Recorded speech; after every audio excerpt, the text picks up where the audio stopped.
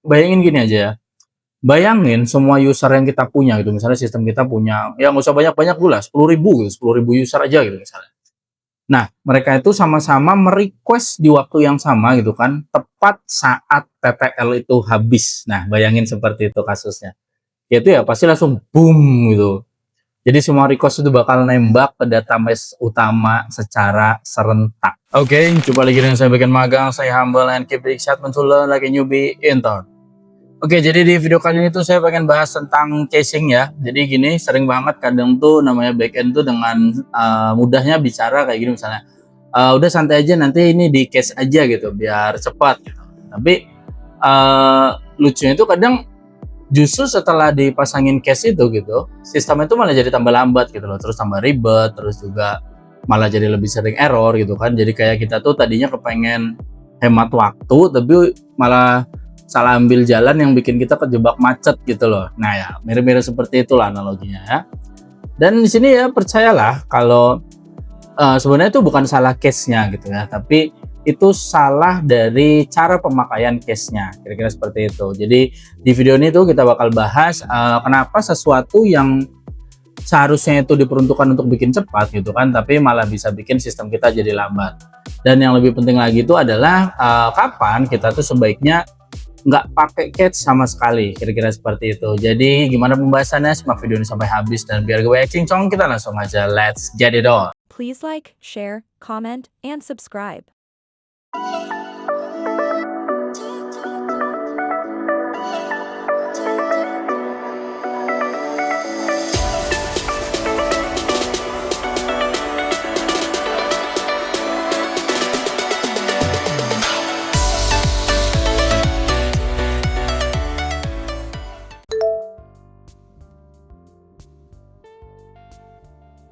Oke, jadi yang pertama pengen saya bicarain tuh kayak gini. Jadi si Case itu dia itu kayak murid yang rajin banget nyatet gitu loh, tapi dia tuh nggak pernah update catatannya, gampangnya kayak gitulah. Eh, Parahnya lagi tuh gini, setelah dia nggak pernah ngupdate catatannya, dia malah nyontekin catatan itu ke semua orang. Nah, gampangannya gitulah ya analoginya ya. Mudah-mudahan teman-teman bisa ngerti ya. Jadi secara konsep, case itu sebenarnya simpel gitu loh. Jadi kita simpen hasil sesuatu yang mahal gitu kan, supaya nanti kalau kita butuh lagi, kita tinggal ambil dengan lebih cepat dan lebih mudah, dan tentunya jadi lebih murah. Kira-kira seperti itu. Nah, tapi yang bikin jadi jebakan itu adalah si case itu bisa nggak tahu, gampangannya seperti itu. Dia tuh bisa nggak tahu kapan catatan-catatan yang dia udah punya itu tuh udah basi gitu, atau bisa kita sebut sebagai stale case, namanya seperti itu. Akhirnya tuh jadinya banyak sistem yang kelihatannya tuh cepat di awal gitu kan, tapi makin lama kok jadi makin ngaco gitu, makin kacau akhirnya seperti itu. Karena yang cepat itu jadinya bukan sistemnya gitu loh, yang cepat itu jadi kesalahannya, errornya itu jadi menyebar gitu, yang cepatnya malah di situ, kira-kira seperti itu. Jadi kalau kita memakai cache gitu kan, tapi kita nggak ngerti kapan datanya itu bisa basi gitu kan, ya kita tuh nggak sedang lagi melakukan caching, tapi kita cuma sekedar menunda error yang terjadi, kira-kira seperti itu.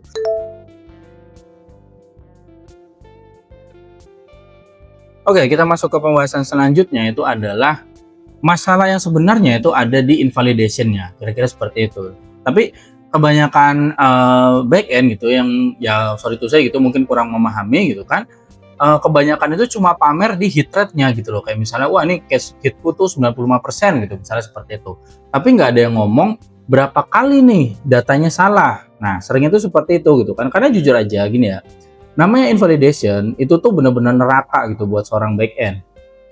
Jadi gini, cache invalidation itu sederhananya adalah kita tuh tahu kapan data cache itu harus dibuang lah gampangannya, atau ya harus di refresh lah gitu ya kalau teman-teman bingung ya. Karena kenapa? Karena data-data itu udah nggak valid gitu loh. Jadi cache invalidation tadi kalau saya ulang itu adalah kapan kita tahu kalau data-data ini udah basi dan kapan dia tuh udah nggak valid. Jadi harus di refresh lagi seperti itu. Jadi masalahnya tuh gini, data itu kan bisa berubah dari mana aja ya, datangnya dari mana aja perubahannya itu kan. Misalnya kalau kita taruh di profile gitu kan, misalnya ada user update profile gitu kan, terus ada sistem lain gitu yang dia tuh kirim lewat suatu event gitu kan, terus ada cron yang jalan diam-diam gitu di backgroundnya kita gitu kan. Jadi kita tuh harus bisa tahu gitu loh, kayak mana nih data yang masih segar gitu kan, mana nih yang udah basi, dan kapan harus dihapus sebelum dia tuh nyebar ke semua user, gampangannya seperti itu ya. Kayak misalnya tuh kita punya kulkas penuh makanan lah gitu, tapi kita nggak tahu nih mana yang bisa dimakan ya. Akhirnya kita makan yang udah kadaluarsa misalnya, tapi yang disalahin kulkasnya. Nah, kira-kira kayak gitulah analoginya ya. Nah, yang paling parah gini ya, kalau kita udah ngomongin sistem terdistribusi ya, distributed system gitu kan, ya saya sih bisa bilang ini ya, selamat datang gitu di dunia dimana ya minimal kayak misalnya ada 10 node gitu ya, mereka tuh nggak pernah sepakat tentang apapun gitu. 10 node tuh pasti selalu berantem terus gitu kan. Misalnya ada node A gitu, dia bilang ini datanya baru, tapi ada node B yang bilang aku belum update nih gitu kan. Ada node C yang bilang udah buang cache-nya duluan gitu. Nah, kira-kira seperti itu. Jadi kalau udah di distributed system itu jadi hal yang luar biasa gitu loh, masalah si invalidation tadi gitu loh. Akhirnya apa? Akhirnya gini, sistem kita tuh jadi kayak sekedar tampil cepat aja gitu kan, tapi hasilnya tuh tergantung siapa yang ditanya gitu, si node A, node B, node C gitu kan. Dan itu justru lebih berbahaya dari sistem yang lambat, gampangannya seperti itu, karena kita jadinya bisa percaya terhadap data yang salah, gampangannya seperti itu. Jadi ingat ya, hit rate tinggi itu bukan jaminan cepat gitu loh. Kadang itu tuh cuma berarti kita tuh rajin nyimpen hal yang salah, gampangannya kayak gitu ya.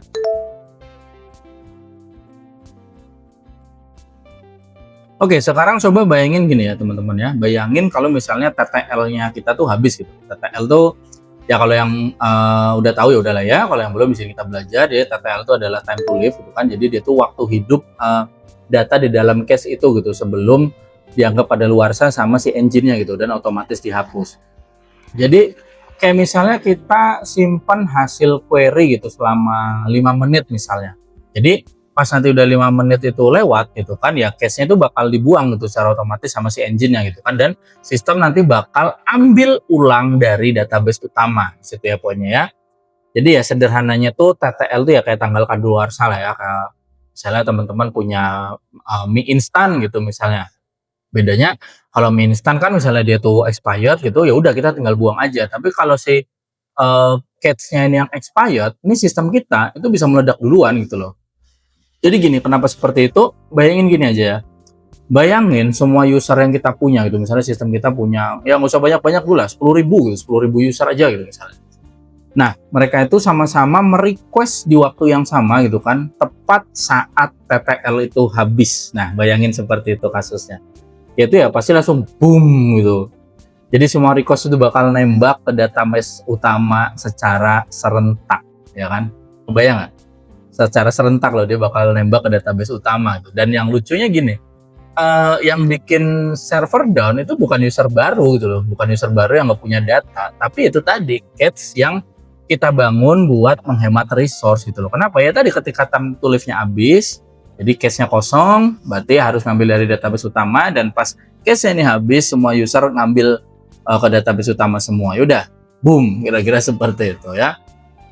Jadi itu udah kayak kita tuh punya warung kopi gitu, yang misalnya bukanya pagi gitu kan, tapi semua baristanya kita tuh cuti gitu. Tiba-tiba langsung nih ada 50 orderan masuk barengan itu kan, Mas cappuccino ya gitu kan, Mas vanilla latte gitu kan, jadi 50 orang nih pesan gitu semua ya. Yang masak kita sendiri gitu kan ya. Itulah yang terjadi gitu kalau tiba-tiba si cache-nya itu habis semua gitu TTL-nya. Nah, fenomena itu apa? Fenomena itu di dunia tech disebut sebagai cache stampede. Kira-kira seperti itu ya. Artinya itu jadi saat cache kosong gitu kan, semua request itu berebut isi cache itu lagi. Gambarnya seperti itu. Itu bareng-bareng gitu kan.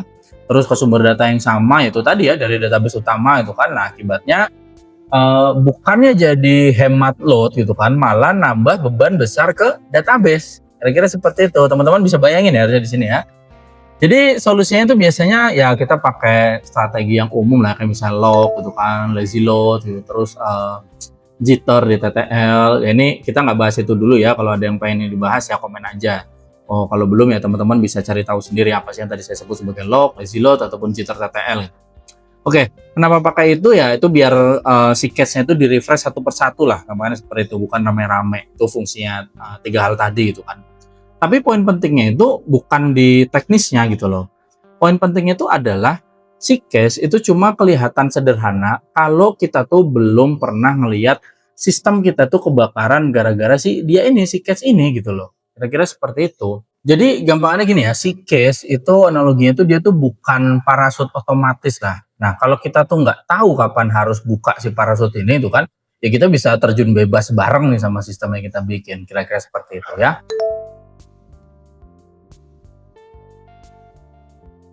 Oke, sekarang kita masuk ke kapan si case itu layak dipakai dan kapan sebaiknya dihindari. Tentunya ini jadi yang bagian yang paling ditunggu ya, karena mungkin aja ada yang mikir, oh berarti jangan pakai case dong. Enggak gitu ya.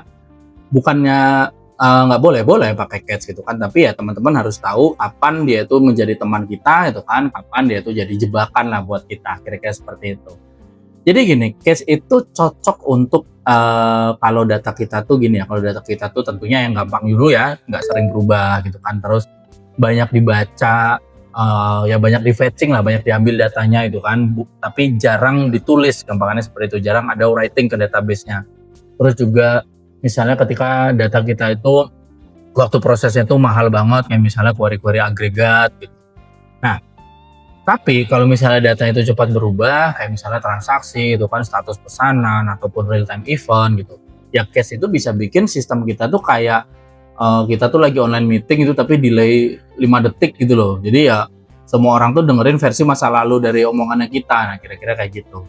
Jadi kayak misalnya kita bilang, ya jangan kita ya, kalian aja ya, misalnya kalian teman-teman bilang, oh saya udah move on nih gitu dari mantan gitu kan, tapi catch-nya teman-teman tuh masih nyimpen chat mantan 5 tahun yang lalu, kira-kira seperti itu, jangan saya ya. Oke, contohnya seperti apa? Contohnya itu kayak gini ya, kayak misalnya ya catch itu tadi ya, dia tuh layak dipakai saat datanya itu mahal didapat, tapi nggak berubah cepat kalau detailnya seperti ini ya. Jadi kayak misalnya contoh kayak rekomendasi produk itu di halaman utama sebuah e-commerce gitu. Itu kan algoritmanya tuh nanti bisa pakai machine learning yang berat gitu kan. Nah, hasilnya tuh mungkin bisa berubah tiap beberapa jam gitu loh. Nah, di sini si case tuh berguna banget gitu loh. Bukan buat kecepatan milidetiknya, tapi buat menyelamatkan resource compute yang mahal, gampangnya segitu. Karena kan kita tadi pakai machine learning yang mahal gitu. Jadi si resource compute-nya itu bakal mahal banget. Nah, di sini si case itu cocok. Jadi casing ini bukan sekedar soal cepat gitu loh, tapi soal bijak lah, gampangnya seperti itu. Jadi kita tuh apa ya? Gampangnya kita tuh tahu kapan mau bayar mahal dan kapan mau pinjem hasil yang lama aja, kira-kira seperti itu. Terus juga si case itu layak dipakai saat datanya itu harus sama buat banyak orang lah, tapi prosesnya itu unik per request-nya, kira-kira seperti itu. Jadi ini sering kejadiannya itu di API public ya, kayak misalnya ada get list untuk trending news misalnya seperti itu gitu kan, atau misalnya top 10 most downloaded file gitu, misalnya seperti itu kan datanya nggak sering berubah juga gitu loh, dan datanya itu harus sama buat ya banyak orang gitu, tapi ya prosesnya bisa unik per request. Itu juga layak tuh dipakein case, karena kalau misalnya kayak gitu tanpa case gitu kan, misalnya ada 10.000 orang gitu, dia tuh bakal nanya hal yang sama ke database gitu kan, padahal jawabannya itu masih identik gitu loh. Ya ini kan bukan pemborosan CPU aja, itu udah pemborosan hidup loh, gampangnya kayak gitu. Jadi kayak misalnya kita punya misalnya kita seorang guru gitu, kita punya 10.000 murid gitu kan, misalnya nanya muridnya ini PR-nya apa gitu kan ya, tulis di papan tulis aja gitu, biar nggak usah banyak tanya, suruh lihat ke sana gitu, daripada kita harus jelasin berkali-kali gitu, karena gampangannya seperti itu. Jadi si case di sini tuh ngurangin redundant pain lah, gampangannya seperti itu ya. Jadi bukan cuma cepat, tapi bikin sistem kita tuh nggak capek untuk kerja 2 kali. Nah, gampangannya seperti itu ya. Nah, selanjutnya apa? Ya selanjutnya tuh si case itu dia tuh layak dipakai saat kita butuh sistem kita itu terasa cepat lah, pura-puranya cepat gitu, padahal di back end-nya itu belum bisa cepat. Jadi kayak ini real banget di lapangan ya, terutama di startup gitu loh, karena misalnya kita belum sempat optimasi query gitu kan, tapi usernya udah nuntut misalnya responnya itu harus cepat banget, kayak misalnya 200 milisecond gitu maksimalnya gitu kan. Nah, di sini ya catch itu udah kayak perban sementara lah gitu, kayak kita nih ada luka, diperban dulu deh gitu, nanti diobatinnya gitu kan. Jadi itu bukan menjadi solusi jangka panjang lah, tapi bisa jaga martabat kita gitu di depan user sambil di belakang tuh kita betulin tuh pelan-pelan si query-nya itu, kita optimasi, kira-kira seperti itu. Jadi kayak misalnya kita pakai filter di IG lah, karena kita tuh belum sempat belum sempat dandan misalnya kayak gitu ya. Jadi ini bukan menipu, tapi ini tuh adalah bagian dari damage control lah, gampangannya seperti itu ya. Tapi ingat, si case ini ya dengan analogi tadi, berarti si case ini adalah make up gitu loh, bukan operasi plastik. Pahamin di situ ya poinnya ya. Jadi kalau fondasinya jelek ya dia cuma nutupin luka aja gitu, sampai nanti luka itu kebuka lagi. Makanya itu hanya untuk supaya sistem kita tuh terlihat cepat lah ketika memang dari backend-nya itu belum ready, kira-kira seperti itu. Nah, dan case itu sebaiknya dia tuh dihindari kalau datanya tuh real time, sensitif, terus juga ada punya dampak gitu ke transaksi itu kan ya, misalnya kayak status saldo di bank gitu. Nah, itu jangan, posisi driver ojol gitu, jangan juga gitu kan, ataupun konfirmasi pembayaran itu lebih jangan lagi gitu ya. Jadi begitu kita tuh salah melakukan case dan pada data yang kayak gitu kan, ya sistem kita tuh nggak sekedar lambat gitu loh, tapi ya sistem kita jadi error gitu, dalam arti menipu user gitu loh. Dan itu ya lebih bahaya dari sekedar slow respon, kira-kira seperti itu. Jadi karena kalau sistem kita tuh lambat gitu kan, orang jadi nunggu gitu kan.